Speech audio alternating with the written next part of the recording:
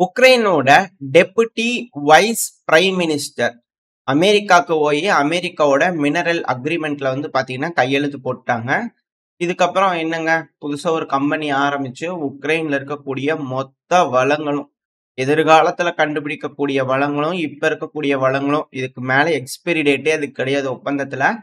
So அதுல 51% அந்த கம்பெனிக்கு இருக்கும். அந்த கம்பெனி வந்து பாத்தீங்கன்னா கன்ஸ்ட்ரக்ட் பண்றதுக்கு உக்ரைனுக்கு உதவியா இருக்கும். ஃபண்டிங் அதுக்கு போட்டு பண்றதுக்கு.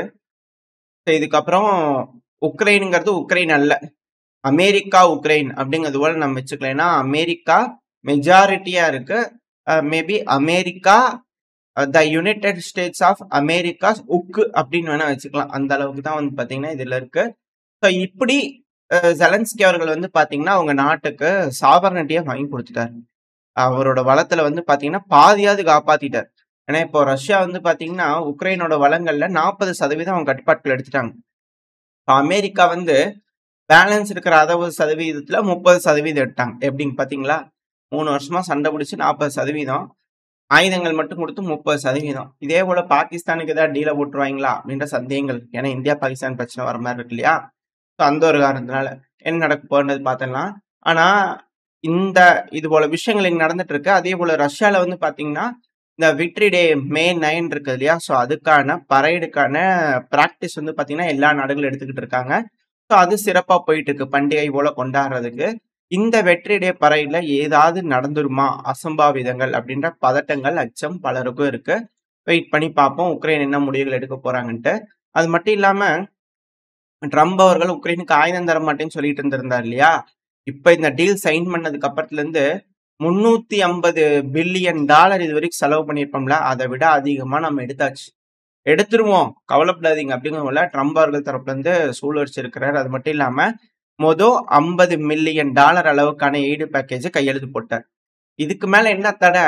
உக்ரைன் எதிர்காலத்துல, அதாவது இப்ப நிலப்பகுதியா இருக்கிற உக்ரைனுக்கு மட்டும் இல்ல, உக்ரைன் இப்ப போர் செஞ்சு முன்னேறி போய் ரஷ்யாவோட பகுதிகள் பிடிச்சாலும் அது உக்ரைனுக்கு கிரைம் பண்ணிக்கிட்டாலும் அது உக்ரைன் தான்.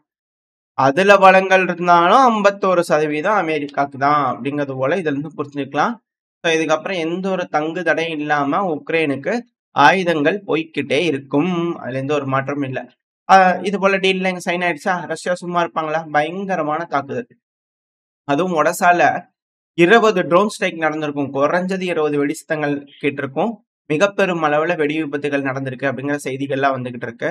2வது 170க்கும் மேற்பட்ட ட்ரோன்கள் ஏப்ரல் 30 சாயங்காலத்துல இருந்து மே 1 அதிகாலை வரைக்கும் வந்து பார்த்தீங்கன்னா 170க்கும் மேற்பட்ட ட்ரோன்கள் கூட 5 பெலிஸ்டிக் மிசைலை ஏவி விட்டுருக்காங்க. இதனால பாதிக்கப்பட்டது சுமி, ஒடசா, கீவ். இந்த கீவ் உக்ரைனோட கேபிட்டலான கீவ்ல வந்து பாத்தீங்கன்னா ட்ரோன்கள் ஏவுனதுல தடுத்துட்டோம். ஆனா அதோட உதிரி பாகங்கள் உதிரி விழுந்து சில நபர்கள் காயம் அடைஞ்சிட்டாங்க, இறந்திருக்காங்க அப்படிங்கிற செய்திகள்லாம் வந்துகிட்டு இருக்கு. அதே போல வந்து பாத்தீங்கன்னா ரஷ்யா கர்சன் பகுதியில் இருக்கக்கூடிய கமாண்ட் அண்ட் கண்ட்ரோல் சென்டர் மேல ஒரு ஃபேப் தாக்குதல் பண்ணிக்கிறாங்க. உக்ரைன் என்ன சொல்றாங்கன்னா மக்கள் வாழும் குடியிருப்பு பகுதி பாருங்க அப்படிங்கிறத அவங்க தரப்புன்னு சொல்றாங்க. இது வீடியோ வந்து உக்ரைன் ரிலீஸ் பண்ணதுதான். ஏன்னா மக்கள் வாழும் பகுதியில தாக்குதல் பண்றாங்க, நிறைய மக்கள் இருக்கிற பகுதியில் தாக்குதல் பண்ணிக்கிறாங்க. அதே போல இது நடந்தது வந்து பாத்தீங்கன்னா உக்ரைனோட கட்டுப்பாட்டுக்குள்ள இருக்கக்கூடிய கர்சன் பகுதி.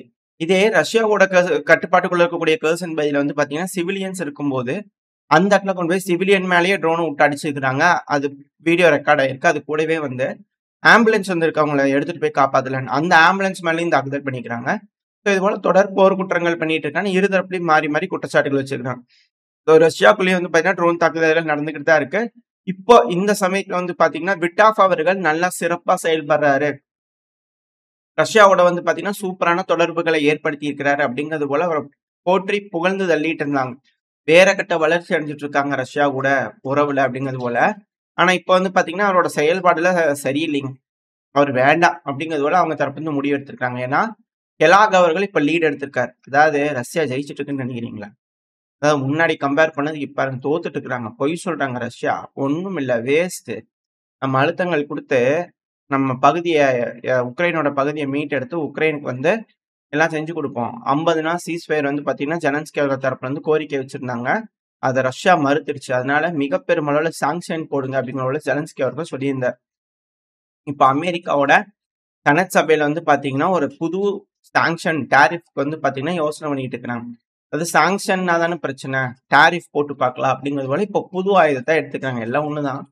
இப்ப இது என்ன அப்படின்னா 500% டாரிஃப்.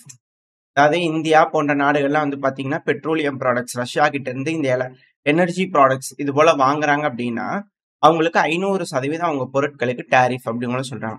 இப்போ டீல் வந்து பார்த்தீங்கன்னா, நம்மளோட சைன் பண்றதா ட்ரம்ப் அவர்கள் சொல்லியிருந்தாருன்னு போன பதிவுல பார்த்திருப்போம். அப்ப என்ன இதுக்கு மேல வந்து பார்த்தீங்கன்னா, சீனா கூடயும், ரஷ்யா கூடயும் அண்ணன் தண்ணி பழகக்கூடாது. கையெழுத்து போடுங்க இந்தியா. அப்படி பழகாம இருந்தீங்க அப்படின்னா, எதுவும் வாங்காம இருந்தீங்க அப்படின்னா, நாங்க உங்களோட வர்த்தகம் பண்ணுவோம். எங்க நாட்டுல வந்து எல்லாம் வியாபாரம் பண்ணிக்கலாம். எங்க நாட்டுக்கிறவங்க வந்து வியாபாரம் பண்ணுவாங்க. இல்லைன்னா 500% டாரிஃப் அப்படிங்கறத மிரட்டுறாரா? அப்படிங்கிற கேள்வி இருக்கு. உண்மையாலுமே அப்ப குடுக்க சொல்லியிருந்தாலும் ஆச்சரியப்படுறதுக்கு இல்லையாப்பா? அப்படிங்கிறது போல பலரும் சொல்லிட்டு இருக்காங்க. அது என்ன மாரியான ஒரு மிரட்டல்கள் பாருங்க. 500% ரஷ்யாவோட தொடர்பு வச்சுக்கிறவங்களுக்குலாம் சாங்ஷன் அப்படின்னா, டாரிஃப் அப்படின்னா எப்படி? அப்படிங்கிற ஒரு கேள்வி இருக்கு. எது எப்படியோ நம்ம அப்படியே இந்தியா, பாகிஸ்தான் பிரச்சனைக்குள்ள வந்துட்டோம்னா, எப்படி இந்த பால்டிக் கடல் பகுதியா இருக்கட்டும், அமெரிக்காவா இருக்கட்டும், இந்த ரிக்கார்டிங்ஸான் விமானங்கள பறக்க விட்டு அளந்துட்டே இருப்பாங்க இல்லையா? ஸோ அதே போல நம்மளோட ரிக்கார்டிங்ஸான்னும் வந்து பார்த்தீங்கன்னா, பாகிஸ்தானோட பார்டர் முழுவதும் நம்மளோட கண்காணிப்புக்குள்ள இருக்கு. என்ன செய்றாங்க? ஒரு துரும்பு அசைஞ்சதுன்னா கூட நம்மளோட வீரர்களுக்கு தெரியும். ஸோ முழு கண்காணிப்பு வலயத்துக்குள்ள பாகிஸ்தான் வந்திருக்கு. ஆயுதங்கள கொண்டு வந்து குமிச்சுக்கிட்டு இருக்காங்க. வைக்கட்டும். எல்லாம் பார்த்துட்டு ஒரு அடினாலும் ஒரு அடியில ஃபர்ஸ்ட் ஸ்ட்ரைக்லயே எல்லாமே நியூட்ரலைஸ் பண்ற மாரியான ஹெவியான ஸ்ட்ரைக்கா இருக்கணும் அப்படிங்கிற மாற்று கருத்து இல்ல. ஏன்னா இன்வால்வ் ஆயிருக்கிறது ராணுவம் தானே. ஸோ அதனால ராணுவத்த தாக்குதல் பண்ணும் அப்படிங்கிறதுல எந்த ஒரு மாற்றமும் இல்ல. ஸோ என்ன நடக்க போகுது அப்படிங்கிறது பார்த்துடலாம். அதுக்கு மட்டும் இல்லாம இது போல பிரச்சனைகள்லாம் இருக்கு இல்லையா? இப்ப ரஷ்யாவோட வர்த்தக கப்பல்கள்லாம் ஸ்டாப் பண்றாங்க. நம்ம ஒரு 5, 6 மாசத்துக்கு முன்னாடின்னு நினைக்கிறோம் பார்த்திருந்தோம். ரஷ்யா வந்து பைப் லைன போட்டு சிரமப்பட்டு ஆப்கானிஸ்தானுக்கு கொண்டு வந்து விட்டாச்சு. ஆப்கானிஸ்தான் என்ன பண்ணுது? பாகிஸ்தான் கிட்ட ஏன்பா பைப் லைன் போட்டா இந்தியாவுக்கு போயிரும்பா கேஸு. என்ன சொல்ற? ஆயில் பைப் லைன் அனுப்பிடலாம். அப்படிங்கறத பேசி பார்த்தாங்க. அது சரிப்பட்டு வரல. அது மட்டும் இல்லாம இந்த வக்கான் காரிடார் இருக்கு இல்லையா? ஸோ அதையும் வந்து பார்த்தீங்கன்னா, எடுத்துக்கலாமா அப்படிங்கறத பாகிஸ்தான் தரப்பு வந்து யோசிச்சாங்க. ஒருவேளை இப்போ இங்க பிரச்சனை வருது அப்படின்னா, டிஸ்பியூட்டட் டெரிட்டரி அப்படிங்கிறதுனால, நம்மளோட கட்டுப்பாட்டுக்குள்ள இருக்கக்கூடிய காஷ்மீர்ல இருந்து நம்மளோட காஷ்மீர் பாகிஸ்தானோட கட்டுப்பாட்டுக்குள்ள இருக்கு இல்லையா? ஸோ அந்த காஷ்மீர போய் நம்ம எடுத்துக்கிறோம். நம்மளோட காஷ்மீர நம்ம மீட் எடுக்கிறோம் அப்படின்னா, அந்த டைம்ல வர்த்தக பாதை சீனாவோடது வந்து பார்த்தீங்கன்னா பிரச்சனையாகும். அப்ப இந்த வக்கான் காரிடோர் வழியா வந்து பார்த்தீங்கன்னா, அதாவது ஆப்கானிஸ்தானோட பார்டர் மேப்ல பார்த்தீங்கன்னா தெரியும். நான் உங்களுக்கு சைடுல மார்க் பண்ணி காட்டுறேன். ஸோ அத பிடிச்சுட்டாங்க அப்படின்னா, சீனா வந்து அந்த வழியா ரோடு போட்டு பாகிஸ்தானுக்குள்ள வந்துக்கலாம் அப்படிங்கிற யோசனைகள்லாம் இருந்தாங்க.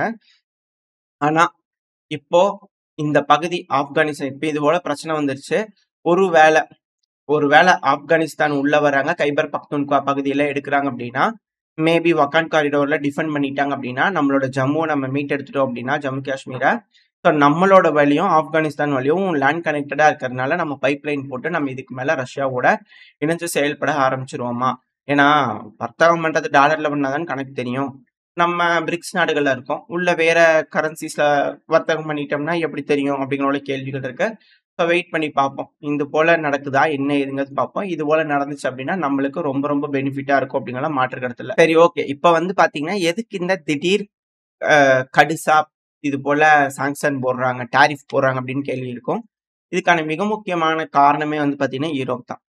ஏன்னா, அண்ணன் தண்ணி பழக மாட்டேன், அது பண்ண மாட்டேன், இத பண்ணிருவேன் அப்படின்னு மிரட்டிட்டு இருக்கிறாங்க ரஷ்யாவ யூரோப்பு.